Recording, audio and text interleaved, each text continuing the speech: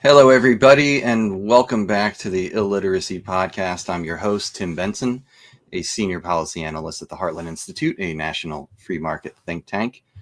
This is the first time we are doing a video podcast. The powers that be at Heartland wanted me to start doing this a video as well, because some of you crazy people like to watch these things instead of just listen to them, which is your right. So for those of you who are more visually inclined, we're doing you a solid now and doing these on video, so you can watch us on YouTube or wherever you guys watch your videos.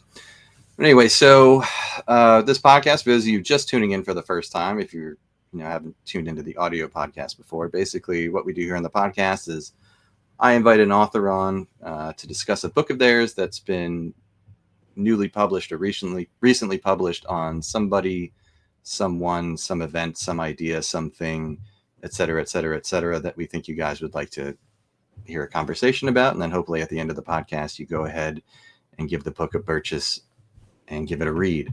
So if you like this podcast, please consider giving Illiteracy a 5-star review at Apple Podcasts or wherever you listen to the show, and also by sharing with your friends, as that's the best way to support programming like this. And my guest today, returning guest, is Dr. Daniel J. Mahoney. And Dr. Mahoney is a professor emeritus at Assumption University, a senior fellow at the Claremont Institute for the Study of Statesmanship and Political Philosophy, and a senior writer at Law and Liberty, which is one of my favorite websites. He is the author of close to, 1 billion books at this point, including... 12 or 13 books and another 10 or so edited. So there you go. Yeah, so among those are The Conservative Foundations of the Liberal Order, The Idol of Our Age, How the Religion of Humanity Subverts Christianity, Alexander Solzhenitsyn, The Ascent from Ideology, and The Statesman as Thinker, Portraits of Greatness, Courage, and Moderation, for which he was previously a guest on this podcast and for which he won the 2023 Paolucci Prize for Conservative Book of the Year from ISI. And he is here today to chat about his latest book, The Persistence of the Ideological Lie, The Totalitarian Impulse Then and Now, which was published back in April by Encounter Books. So, Dr. Mahoney, thank you so much for coming back on the podcast. I do appreciate it. Great pleasure to be here, Tim. Well, thank you. All right, so the normal entry question, how did this project come about? And then I guess just explain to people what it is you mean by the ideological lie. All right. I'll tell you, with my books, I always find I'm writing them even before it's a process by which I'm engaged with a subject or a theme or an author. My mind is oriented in that direction. And then about a third of the way into the process, I realize I'm writing a book. And I think this book fit that pattern very much. And for a long time, I had been making the argument that we in the West, what we used to call the West, the Western democracies, had learned very little from the experience of ideological politics in the 20th century, really going back to the French Revolution, that the ideological subversion of politics always has the same structure, a kind of contempt for the common sense and self-government of ordinary people, a dangerous deference to the abstractions, to the abstractions of the intellectual class, of pseudo experts, etc., and also, most importantly, a replacement of the old common sense distinction between right and wrong, good and evil, better and worse, with a very pernicious distinction between progress and reaction. Notice with progressive politics today, you never say, or people very seldom say, you're wrong. They simply say, you're not on the train. these are reactionary views, these are outdated views, and all of that. And that's a way of stigmatizing people by and refusing to address arguments. Empirical arguments, rational arguments are just dismissed because they're not in accord with the most fashionable ideological nostrums. And that's related, by the way, I think all of that, this process of refusing to posit the legitimacy of resistance to progressive and abstract ideological schemes has been going on for an awful long time. But we saw it come to a head in an almost self-parodic way in the summer of 2020, with a cult of intellectual wokeness that was destroying the intellectual life, that had colonized our universities. It has many manifestations, a kind of green utopianism that simply ignores the empirical dimensions of those questions, an indulgence toward totalitarian ideologies. Who would have thought in 2020 or 2025 we would have a disproportionate number of young people, and generally people on the left liberal end of the spectrum, who have a positive evaluation not only of socialism but of communism. We did very little to pass on knowledge of the criminality, the unprecedented despotism that characterized really existing socialism, as they called it in the East during the 20th century, and on and on and on. And I certainly noticed, as many others did, this kind of this new fanaticism, this desire to cancel the personhood of those who weren't ready to go, jump on the progressivist train. And so I see all of these things I've been talking about as manifestations of the persistence of the ideological lie. The subtitle of the book is The Totalitarian Impulse Then and Now. I did not mean to suggest that the United States had been transformed into a totalitarian country, although there were powerful impulses at work that aimed to shut down conversation, to ban points of view that were perfectly reasonable but were not acceptable to the progressivist consensus. Universities became, Chester Finn, a conservative educational expert, once called the modern university a sea of repression, an island of repression in a sea of freedom.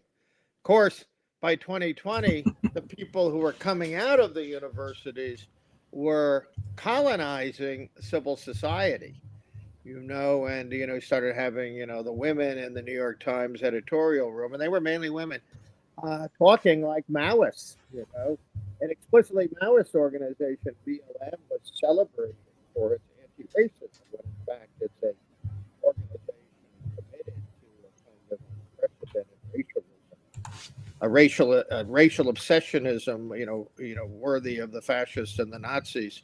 But persistent ideological lie, I don't mean that politicians lie. Many politicians fib or tell half truths, or say what's convenient, or contradict themselves with abandon.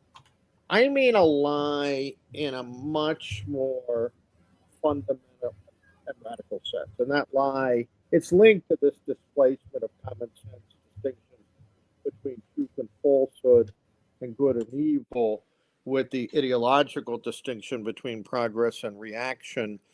But it's tied toward a radical spirit of utopian social engineering. It's the idea that the human condition can be radically transformed, that political and social problems can be solved. A 20th century political philosopher, a Frenchman named Bertrand de Juvenel, once spoke about the myth of the solution. Most social problems can be settled. We can address them. We have, powers of ameliorism. Environmentalism is a very good example of that.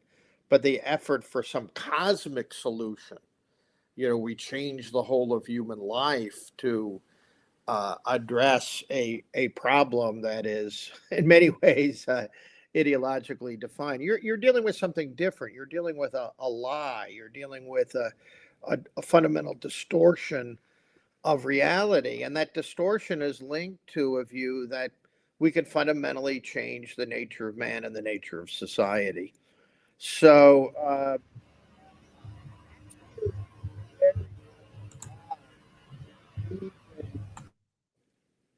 even after the end of the explicit totalitarian experiences of the 20th century. Mm-hmm. And you brought up the sort of woke explosion in our country about a half decade ago, or a half decade ago right now. And you were talking about the campuses, and I remember when the woke thing, which is really just like a metastasized version of the whole political correctness, when all this stuff started bubbling up on college campuses, especially what are considered elite college campuses, where all these students were having these like freakouts over Halloween costumes or trigger warnings and all that sort of stuff. And when it started getting play in the media, everyone was sort of like, well, that's fine that these kids do this now, but that's not the real world. And once they get out of college, they're gonna be in for a rude awakening. But what we found is that this thing had escaped the lab, so to say, of the American elite university, and then just sort of almost like an epidemic just sort of infected everything. So how did this woke despotism that you call it, this woke spirit, how did it infiltrate all the commanding heights of American society? I mean, not just media, but corporate boardrooms and politics and what have you. How did that happen? Well, Christopher Rufo has argued, I think, very persuasively that this ideological virus, this sort of contamination of independent civil society and corruption of our politics, it became so overwhelmingly noticeable in 2020. But the story really goes back to the 1960s. Right, yeah.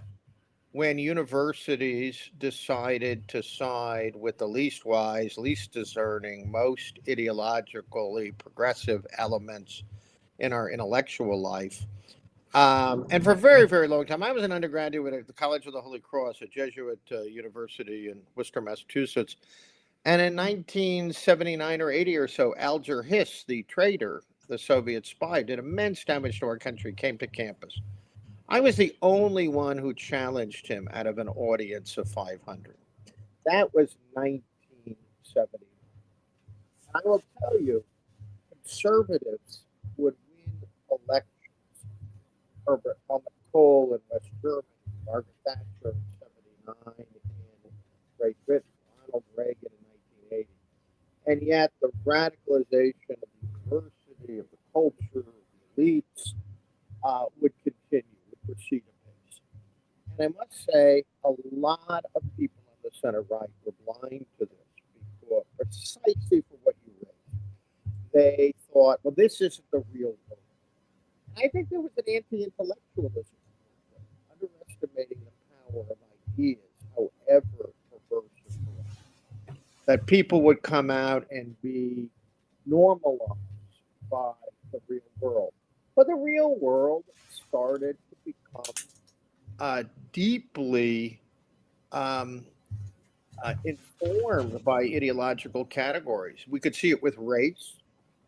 HR departments going back to the 80s and 90s became vehicles for the most censorious kind of racialism And all these things, the roots of DEI, the roots of radical environmentalism, a very one-sided account of the relations between men and women, the obligatory genuflection before abortion on demand. You know, the pro-life movement is completely dominated by women. Not all women are radical feminists, you know, but you wouldn't know that. You know, it's not an endorsement or a criticism, but, you know, Phyllis Schlafly's Equal Forum has like 35 times the membership of the National Endowment of Women. Would one know that from reading the New York Times or the Washington Post or listening to the political class? And Andrew Sullivan, who's a complicated figure politically, I think he always votes for the left while criticizing. But he famously said in 2020, we're all living. Right. Yeah. Barry Weiss, who's, you know, sort of unclassifiable politically, but she's certainly a very notable and eloquent critic of wokeness. She's now the news director for CBS News, which is just unbelievable. Yeah, I'd love to see those New York Times Slack channel discussions about that now. But anyway, I mentioned Barry because Barry, who was kicked out, she was the ombudsman at the New York Times in 2020, and when she was criticizing the movement's sort of revolutionary turn, she was treated to the worst vitriol, condemnation, and name calling by the people in the New York Times newsroom and editorial offices.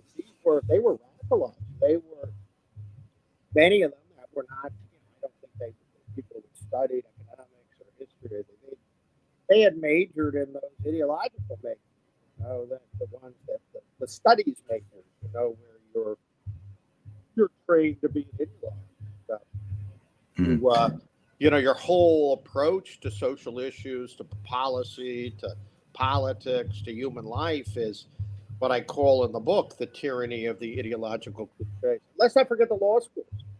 Yeah. Derek Bell, beginning in the 60s, a kind of racialism, a kind of hatred. By the way, I don't like the language of whiteness because I don't like white identity politics. I think it's a really stupid reaction. Other kinds of ideological politics, but it was an inevitable thing once identity politics stigmatized all non-minorities as evildoers beyond redemption.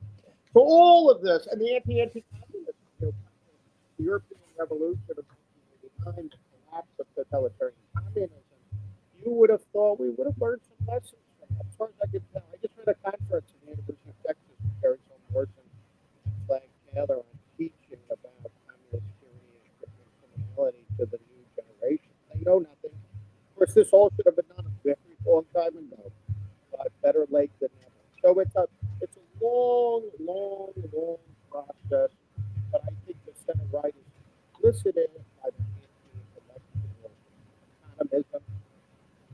Everyone will go out in the real world, all will be well. And also by the failure to take seriously however intellectual. Right. All right, so I guess the next question then, going back to the totalitarian impulse and the ideological lie and that whole thesis of the book. So how does totalitarian ideology negate conscience? Well, I mean, I might even begin by saying that totalitarian ideology involves the denial of the reality and the efficacy of human conscience. I think one of the most powerful signs we have that we live in a moral universe is the reality of conscience, that we have this inner voice. St. Paul, one doesn't have to be a religious believer, says there's a law written in the hearts of men, Romans 2:15. Thomas Aquinas called it the natural law. some of the more secular thinkers of the 18th century, like Adam Smith, who was half secular, called it the moral sense. Abraham Lincoln spoke that way about chattel slavery, that, why didn't the children of free men in the South allow their children to play with the children of slave owners? And he said they didn't, because they knew in their heart of hearts that slavery was a moral abomination. Okay, I think what communism did, and the same of Nazism, it subverted that natural moral sense or that natural moral conscience, told us to ignore it in the name of a liberating and transformative ideology whose goal was to radically engineer human nature and the world. Solzhenitsyn has a wonderful and very memorable passage in Volume 1 of his great anti-totalitarian classic, The Gulag Archipelago, where he says Shakespeare's evildoers stopped at a half a dozen corpses because they had no ideology. Now, Macbeth is able to kill Duncan and his family and engage in the hideous overreaching of becoming a murderous tyrant, because he puts his conscience to the side. But the really interesting thing is, I think Solzhenitsyn's point is that if you've read Shakespeare's Macbeth, Macbeth did have a conscience, and drives him crazy.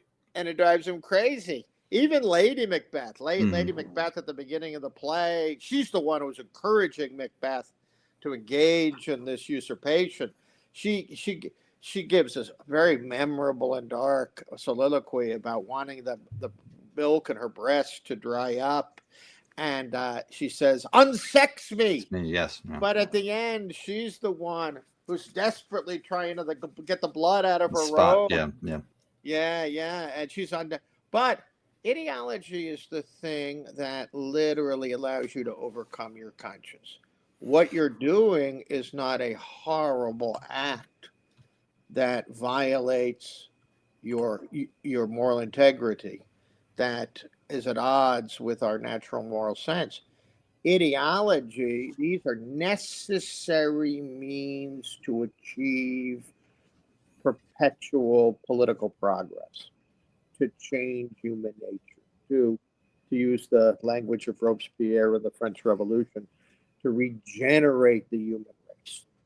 And so ideology, it has many facets and features, but I would say one of its most striking characteristics is it has to neuter, undermine, destroy moral conscience for people to think that the terrible crimes, the tyrannical politics, the social engineering, the deprivation of life and liberty are somehow legitimate.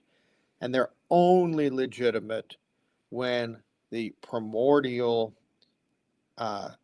distinctions that we all know in a commonsensical way, the distinctions between the true and the false and good and evil, are replaced by that deeply pernicious distinction between progress and reaction. And related to this, and this is a really major theme of my book, the common sense view that we find in the classics like Plato and Aristotle, Cicero, we find in the moderate Enlightenment thinkers like Adam Smith, Hume, Montesquieu, the American founders, we find in Jewish Christian thinking, is that evil is never localized. You can't just say, the Jews are the source of evil, or the bourgeoisie is the source of evil, or evil white men are the source of evil. You have to recognize that all of us have a capacity to misuse our freedom, to excuse our depredations. And all of us, when giving unlimited power, are quite capable of being tyrants. That was sort of the glory of the American founding. They knew that men were not angels. Right. Because of the non-angelic character of human nature, we needed a government to control men. But because of the non-angelic character of the governors, we needed constitutional mechanisms to control the governed. Right. I quote a political scientist, a very fine political scientist of another generation, Martin Diamond, who said the American Revolution, unlike the French, unlike the Soviet, unlike the Nazi, was a very unique, very paradoxical revolution. It was an anti-utopian revolution. It was a revolution of sober expectations. Yeah, it wasn't trying to completely rearrange society from top to bottom, and it was more of a reactionary revolution, or I mean, these guys were just saying, look, we just want our basic rights as Englishmen respected. These things that already exist, like, we just want that. And the French Revolution. And by the way, that's how I would say the American Revolution began exactly as you described. The intolerable acts when the British Crown is basically, they're trying to get more resources after the 7 Years' War, the French and Indian War, and they end a 150-year policy of benign neglect toward the colonies.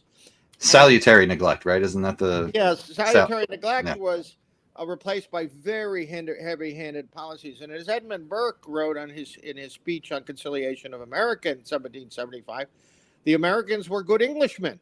They loved liberty. They loved their traditional liberties. I do think what the Declaration of Independence does, it takes those rights of Englishmen and it says they're inherent natural rights. Universal, They're universal, but it does so in a way that builds on a long experience of civic and political liberty in the colonies. So it's the revolution, you might say, has a traditional base. And by the way, the best way, the most immediate way to get at the difference between the American French Revolution, besides the French Revolution valorizing terror as an instrument of state and positing utopian ends, the regeneration of the human race, etc. And also look at liberty, equality, fraternity. Fraternity is a very good thing, but not when it's coerced and imposed by the government. In America, we never called each other citoyen, like the French. That's an ideological title.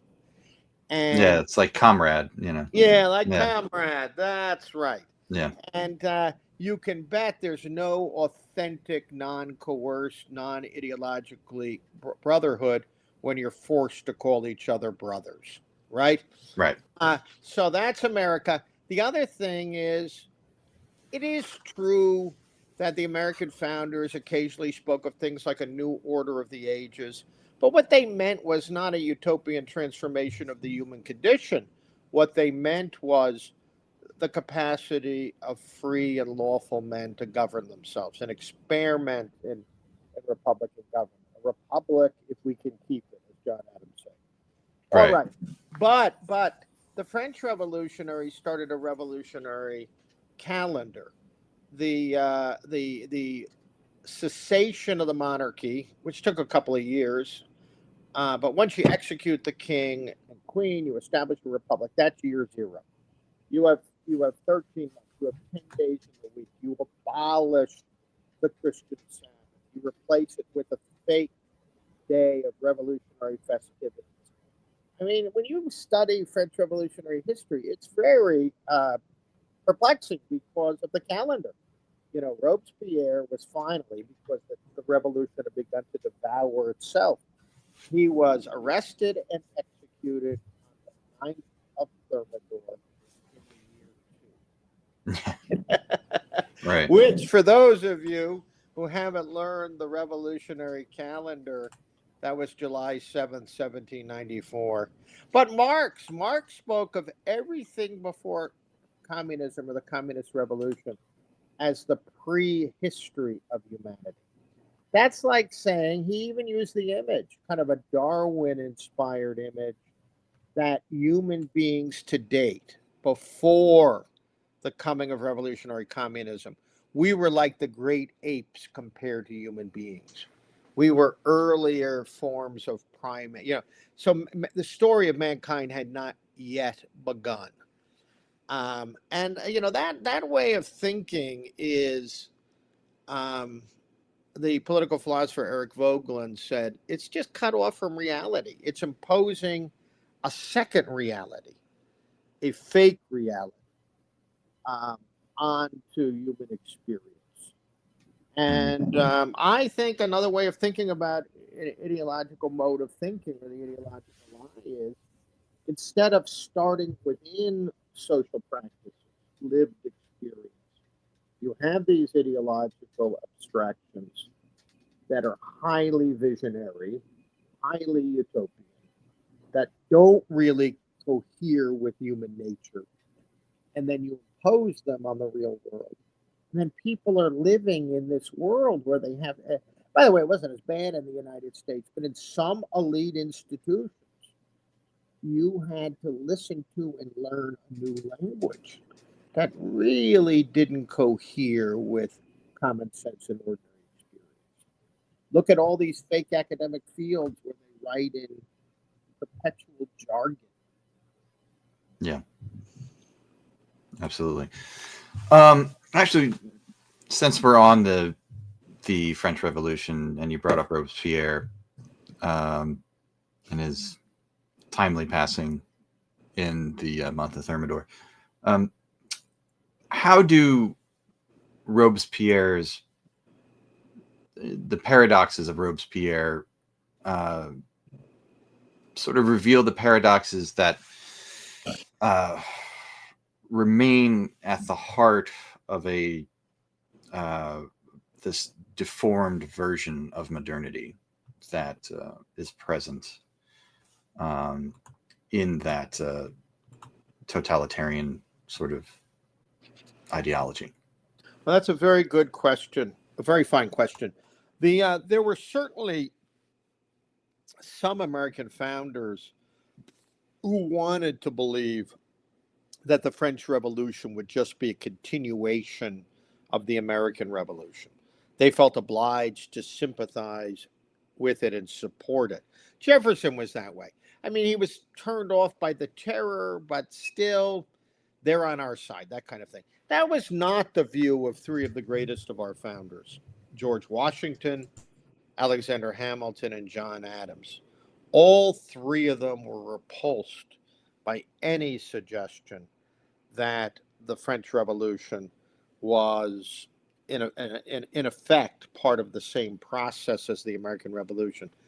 Hamilton wrote an essay to himself, it's in his collected works, on the French Revolution, just to clarify his thoughts. And he said, do not identify our two revolutions. He said the French Revolution was put forward by fanatics in political science. They had no sense of limits. They had no sense of moral and constitutional restraints. And they had abiding contempt for the Christian religion. Remember, Robespierre establishes a new cult of the supreme being. They turn the Cathédrale de Notre Dame Cathedral, into a pagan ideological temple. They take over the Catholic Church with the secular constitution of the clergy, and anyone who didn't accept, a lot of like what communist countries did to the churches, they put them under draconian control and made bishops and priests parrot revolutionary and ideological slogans. What's completely missing in Robespierre is any sense that power needs to be limited because of imperfect human nature. What's missing in Robespierre is any sense that there are limits to what the revolutionary order can do, a realm of privacy where religion ought to be free, where men's consciences ought to be free. Edmund Burke famously said the French Revolution was the first complete revolution, that it aimed to go to the very insides of the human mind. And Robespierre, in a famous speech in 1794, says there's an intimate and necessary connection between virtue and terror. And without terror, virtue risks becoming ineffectual. He says without virtue, terror, well, might end up becoming more terroristic. But he was one of the first statesman thinkers to validate, not only to validate, but to put forward terror as a sublime instrument of politics and state policy. The other thing about Robespierre is he's a type.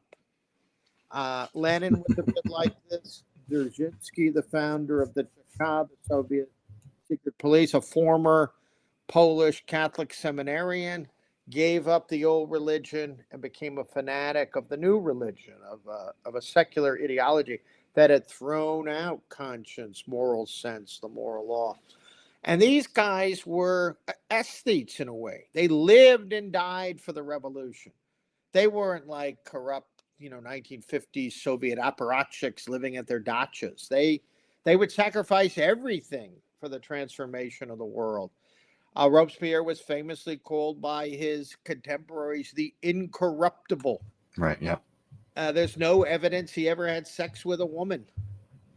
He didn't have time for that, There was a revolution to make. There were eggs to be broken to make the revolutionary omelet. But the other really interesting thing, Tim, is that before he became head of the Committee on Public Safety and under the old regime, he was a lawyer in Arras, and he was against the death penalty. It was cruel. And the really interesting thing about Robespierre and Saint-Just and his other terrorist collaborators, as Burke also noticed, they used the language of humanity. We need more humane social policy. They attacked the old regime as cruel and unjust. And yet they were far more cruel and unjust than the system they replaced. Because once they had absolute power, it was necessary to unleash mass terror in order to lead to a society where liberty, equality, and fraternity were wholly instantiated, and where the enemies of the people, the true sources of wickedness, were either arrested or killed.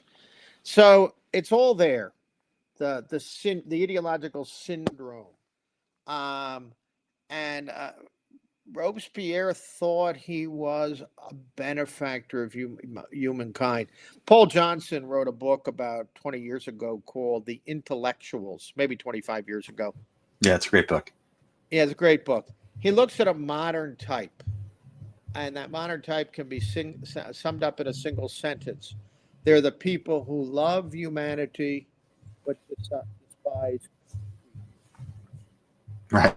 And Robespierre is the quintessence of that human and political type. Yeah, very true. All right. You also brought up Marx just a bit ago, and you had a great line in one of the essays, because the book is basically a collection of essays, but all sharing the same sort of theme.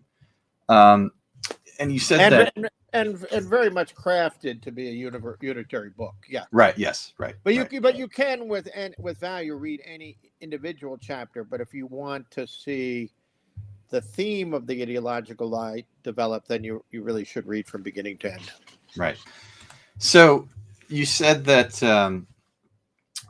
basically that Leninism, Stalinism is the effectual truth of the Marxism of Marx, whether Karl Marx intended it to be or not. That we always hear from the communists and the socialists that the Leninism and especially Stalinism are these sort of bastardizations of Marx's philosophy and Marx's teaching, and that they're not true socialism, and true socialism's never been actually done. But you're saying that's not the case, that that Leninism, Stalinism is the natural outgrowth of Marxist thought, Marxist thinking. Absolutely. And by the way, that rhetorical strategy, and it had two forms. Lenin corrupted Marx. Certain certain Marxist socialists did believe that. Not many, but some did. And then there was the Stalin betrayed Marx and Lenin. And by the way, that was a real easy cop out, because if the aberration in the Soviet Union or in other totalitarian communist countries is due to one human being, then Marxism itself is unaffected by really existing socialism. And so I always get a little nervous when people say the Stalinist gulag or Stalinist crimes, because as Alexander Solzhenitsyn points out in the Gulag Archipelago, the camp system, the secret police, the repression of independent intellectuals, the murder of priests and bishops, the suppression of the independent peasantry, the arrest of the bourgeoisie, the merchants, the men of commerce, that all began within weeks and months of the beginning of the revolution. So, and Lenin himself was inspired by the Marxist call. I treated at a little length in my chapter on Marx. I said, if you really want to get to the totalitarian, utopian core of the Marxism of Marx, Marx wrote a big, variegated work. I mean, I suppose one could wade through Capital 1 and Capital 3, but I don't recommend it. I don't recommend it. Yeah, you're right. But the four abolitions, as I call them, in part 2 of the Communist Manifesto. And by the way, it was Marx who first used the term dictatorship of the proletariat in a letter in 1852. It was Marx who outlines a 10-point progress of revolutionary centralization and tyranny at the end of part 2 of the manifesto. But the four abolitions are the abolition of private property. Marx writes, communism can be summed up in a single sentence: the abolition of private property. Then there's the abolition of the family, the bourgeois family. The abolition of religion, and the abolition of the nation. Well, my view is that all four of those social institutions and goods, they have a certain plasticity or flexibility in how they're applied historically, but they're all natural. It's very difficult to imagine a recognizably human social order without private property, certainly one that's not tyrannical and oppressive, without some recognition of a religious horizon above the will to power of human beings. The family, the abolition of the family, I think we know to be nightmarish. All utopian schemes to replace the family with, some kind of collectivist arrangement, have the immediate character of a nightmare. And the nation, and by the way, not just the nation, but any particular political forms, that we live in concrete political communities. And the Marxist goal was always a universal homogeneous state, meaning the whole world would become part of a kind of socialist empire. The paradox is Marx and Lenin. Marx at the end of part 2 of the Communist Manifesto. Lenin in his 1917 essay, just months before the revolution. He published a called The State and Revolution. They both advocate an unprecedented concentration of power to deal with the enemies of the people, to crush the bourgeois machinery of coercion. By the way, the bourgeois state in 1917 was not some horrible coercive mechanism. Russia was considered a barbaric state because you needed a passport to get in and out of it in 1910. You know, and the only government official that before, national income taxes that a typical Englishman saw was the postman, or maybe the vicar. Right. Yeah, that's it. Yeah, so government was pretty small.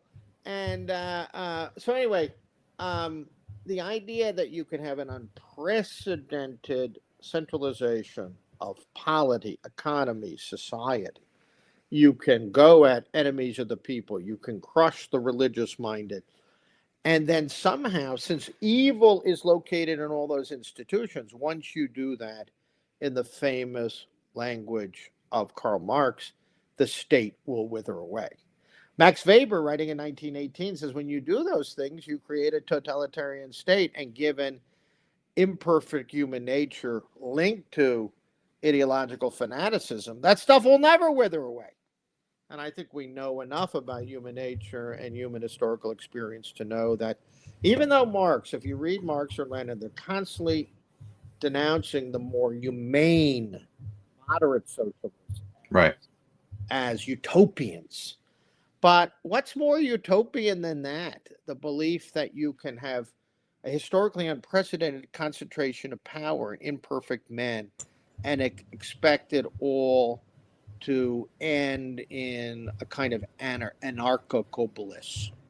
And so what I say in the chapter on Marx is that Leninist tyranny and Stalinist terror are perfectly legitimate outcomes of the premises of the Marxism of Marx. Everyone said, what about Trotsky? Trotsky's complaint about Stalin was that he was going too slow. He wasn't terroristic enough at home. Right. He wasn't revolutionary enough abroad. Right. Until he ended up with a nice pick in his back. But in Mexico City. Yeah. All right. We've already gone. And almost 50 minutes. So a couple more questions and then I'll. How long have we gone on for? 47 minutes already. Oh, right. Time goes by when you're having fun. Yeah, I know, right? So a couple more questions for you before we get you out the door. So you have a chapter on what he says the lost promise of 1989, and the events of 1989 were basically the end of a 200-year cycle of total revolution that was inaugurated by the French Revolution, and that the events of 1989, all of these countries in Eastern Europe that were sort of liberating themselves from Soviet oppression, and then you have events like Tiananmen Square and elsewhere. These were all a decisive repudiation of the ideological lie. But how did we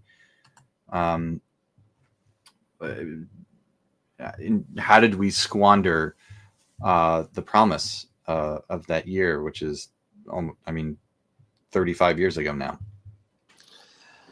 Oh, it's a wonderful question. And you're absolutely right to point out that I regard that as a truly lost opportunity. First of all, what one saw in 1989, and it happened in a series of countries, hundreds of thousands of people fleeing East Germany through Hungary, the Hungarians in the fall of '89 explicitly repudiating communism and rehabilitating the courageous freedom fighters, the Hungarian Revolution of '59. There was an election for the Polish Senate. The government finally allows a real election, and Solidarity won 100 of the 100 seats. But not like in a communist election where they only would win one, but get 100 seats. Nobody voted for the communists. Right. And it ends the worst of the European dictators, Ceausescu. It was bliss to be alive. Merry Christmas to Ceausescu. Yeah, he's on the palace. He's speaking the language of war, the ideologically wooden language. The revolution goes on. And the crowd yelled back, no. And 4 or 5 days, he and his wife were killed.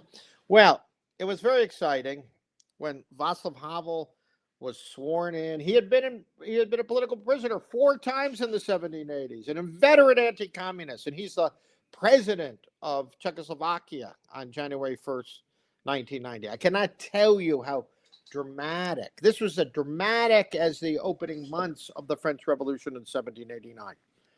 But we never really drew any conclusions from this. I would say that Havel liked to say that the defeat of communism was a victory for liberty and human dignity.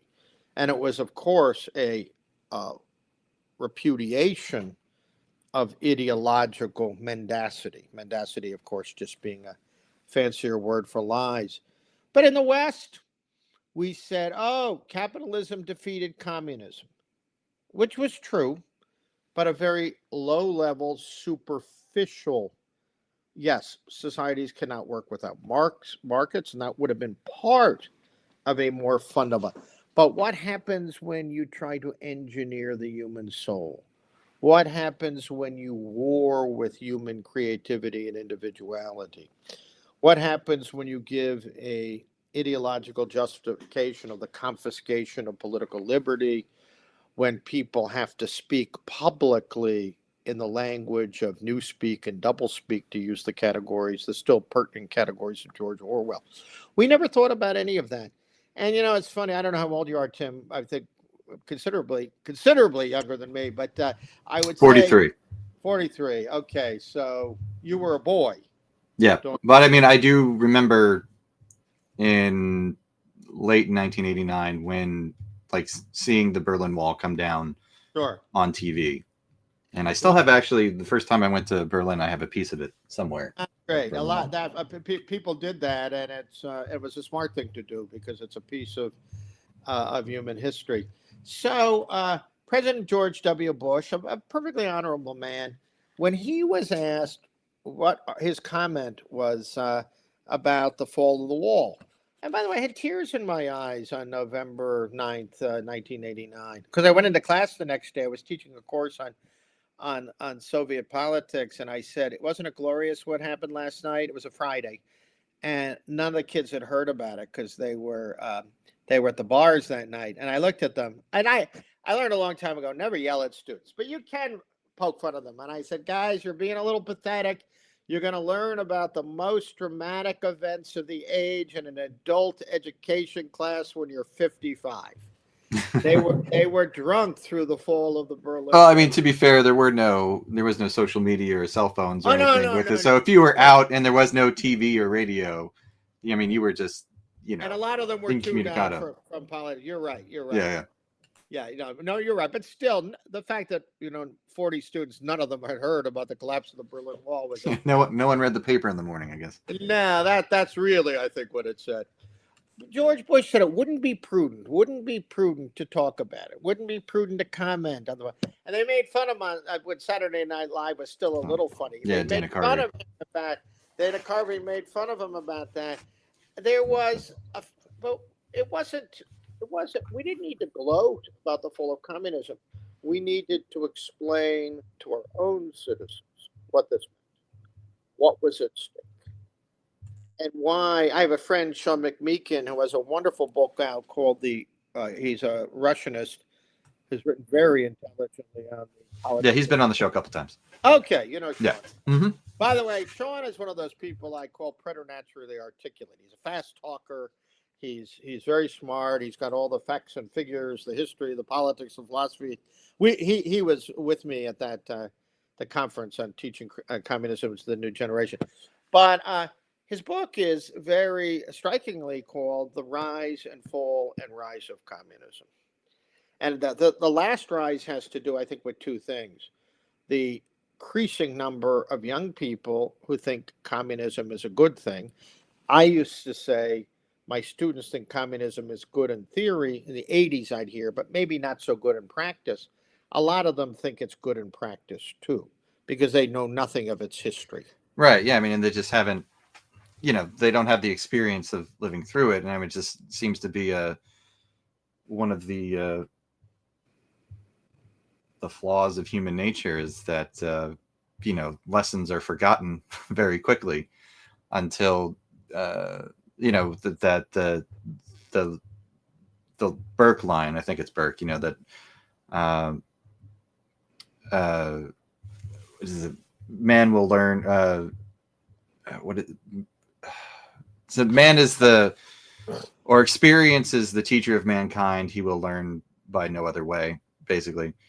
And so these kids just, they don't remember it. They have no concept of it. I mean, but the people who did go through it certainly remember. Like long time ago, I used to work on political campaigns, and this one congressional campaign I worked on, there was this girl who was connected. She was a volunteer. I forget how she was connected. I think she was like the fiance of the son of like a major donor to the campaign. And she was from Estonia. And her entire family came to visit from Estonia during the middle of this election, came down here to Florida for vacation to visit her. Must have been like, I don't know, 10 or 12 of them. And they all wanted to volunteer for the campaign while they were there, because it obviously was a Republican congressional campaign, and they wanted to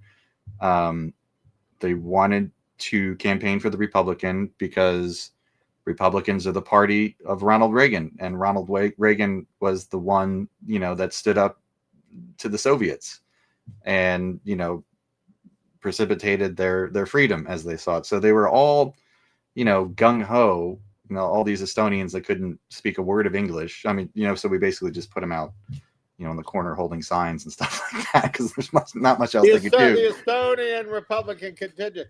Yeah. The people in the East knew that the Republicans, one of the biggest cliches, mendacious cliches, was, well, we won the Cold War together. I think with Vietnam, the Democrats gave up on the Cold War. They became anti-communist. And so it was not a bipartisan effort in the last half of the Cold War. But yes, I mean, the people in the Eastern countries did better. But even there, in a country like Poland, in the 1990s, people didn't want to talk about it too much because it was too painful. But that said, we did nothing in this country. And the other thing, when McMeekin talks about the rise and fall in rights, he's also talking about what I'm talking about in the persistence of the ideological lie, that many of these old patterns of thinking,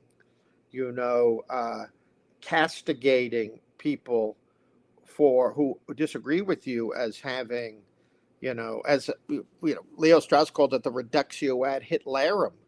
Right, Isn't it odd that so many people advocating, for positions that are quite humane, classical liberal, traditionally conservative, are castigated as fascist and either Nazis? I mean, it's a very, very strange phenomenon. And I can tell you, Tim, when I began teaching full time in 1986, it was a staple in my lectures to say, we have never experienced the kind of ideological politics that has torn France apart, divided Germany, led to nihilist totalitarian revolution in Russia. That in England and the United States, we had a broad political consensus. We had a center-left party and a center-right party, no big communist party, no big fascist or Nazi party. You can't really say that's the case anymore. Our parties have become more ideological.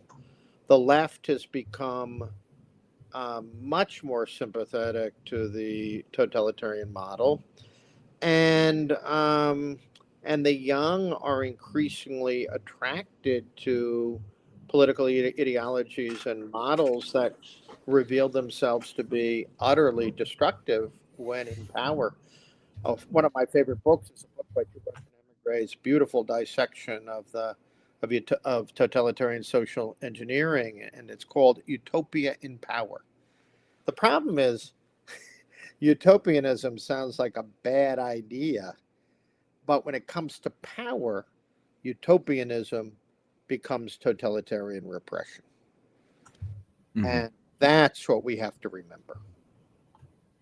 All right. Okay. Well, like I said, we're right on the hour mark. So that's as long as I said I'd keep you. I know you got other stuff to do. Great. So just did my voice get better? Yeah. It sounded great. So it did, so less muffling in these last 2/3? Yes. Okay. Absolutely. I don't know what the issue was, but we are the mystery of these gadgets and machines. Yeah. Our overlords. You mainly do work in the environmental field. I know Heartland does a lot of that. I don't do environment stuff. Okay, and one final question for you. You know, the normal exit question for everybody that comes on the show is, what would you like the audience to get out of this book? Or, what's the one thing you'd want a reader to take away from the book, having read it? I would like the reader to appreciate that in some ways we're dealing with a kind of unprecedented assault on, our old constitutional order, the politics and morality of good sense. I hope to not alarm, but alert readers to the fact that many of the old verities that we had long taken for granted have come under systematic assault, and that the Republic's not going to stand if a critical mass in the new generations are taught to loathe their country, to loathe the market economy, who are not taught about the effectual truth about the murderous ideologies that dominated so much of the politics of the 20th century. So I want to wake people up, but I want to do it less in a polemical way, but in a way that brings all the resources of political history, political philosophy, and I hope a lot of learning to bear on the problem. So, and I hope that the reader of the book will be the readers of the book will be more sensitive to, it's not just mere jargon. These ideological abstractions can distort in a very radical and fundamental way our ability to see clearly, what's in front of us. What are the stakes of society? I like to say about this culture of repudiation: tear down, eliminate. I say to people on the center right, oppose it adamantly, but don't emulate it. We don't need a right-wing culture of repudiation. We don't need to throw out the baby with the bath. We're really dedicated to defending moderation, to core principles that provide the stable underpinning of human dignity in a free society. We have to fight back in a spirited and informed way, but we don't want to counter ideology, which ends up mimicking the ideological distortions of the very things we oppose. How's that? All right. Very good. Well, once again, the name of the book is The Persistence of the Ideological Lie. A very nice cover from whoever the graphic artist was, the graphic designer in this. I love the cover. It has there's a kind of George Orwell resonance to it. Yeah. So the book is The Persistence of the Ideological Lie, The Totalitarian Impulse Then and Now, by Dr. Daniel J. Mahoney. It's a shorter book, but a lot of food for thought in it. We went over an hour, and I didn't even, I don't even think I got to like half my questions. We didn't really get to talk about Dostoevsky or didn't really get to talk about Solzhenitsyn that much, or relativism, or a whole bunch of things. And 1619 Project, all kinds of stuff. More stuff. Well, I did talk about the new racialism, but indirectly. Yes. But more goodies for the serious reader to discover. Yeah, absolutely. All right. So yeah, highly recommend it for everybody out there. Pick up a copy for Christmas for the people that you love. Once again, the name of the book, The Persistence of the Ideological Lie, The Totalitarian Impulse Then and Now, by Dr. Daniel J. Mahoney. So Dr. Mahoney, thank you so much for coming back on the podcast to discuss the book with us. And, thank you for taking the time out of your life to actually write the sucker and get it out there for us so that we can enjoy the fruits of your labor. Well, thank you, Tim. Really enjoyed having an opportunity to discuss the book with you today. All right. Thank you. And again, if you like this podcast, please consider leaving us a 5-star review and sharing with your friends. And if you have any questions or comments or books you'd like to see discussed on the podcast, you can always reach out to me at tbenson@heartland.org. That's tbenson@heartland.org. And for more information about the Heartland Institute itself, you can just go to heartland.org. And that's pretty much it. So thanks for listening, or thanks for tuning in if you're watching this. And we'll see you guys next time. Take care. Love you, Robbie. Love you, Mom. Bye-bye.